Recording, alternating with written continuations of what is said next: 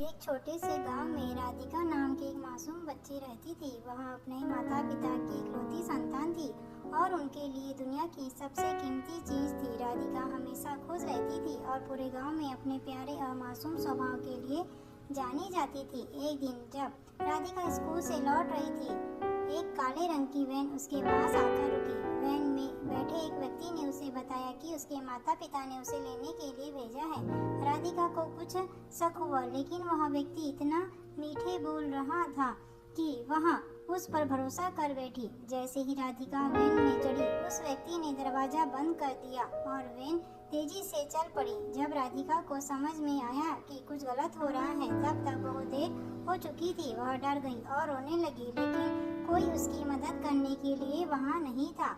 Van ने शहर के बाहरी इलाके में सुनसान जगह पर जाकर रुक गई।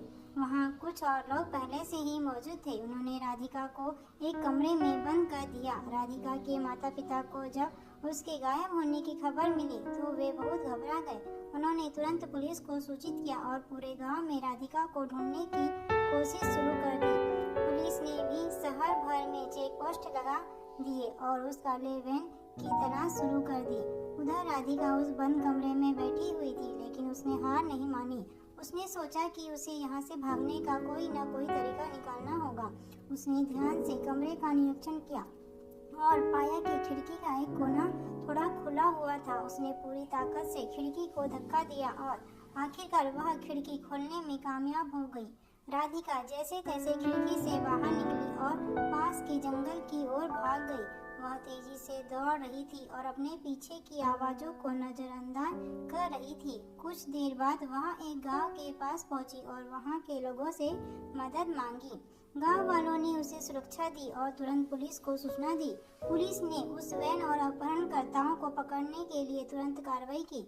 कुछ घंटों बाद पुलिस ने अपहरणकर्ताओं को पकड़ लिया और राधिका को उसके माता पिता के पास सुरक्षित पहुंचा दिया। इस घटना के बाद राधिका और उसके माता पिता ने राहत की सांस ली। गांव में भी खुशी का माहौल था। इस घटना ने राधिका को और भी साहसी बना दिया और उसे सिखाया कि किसी भी मुश्किल परिस्थिति में हिम्मत और बुद्धिमानी से काम लेना चाहिए।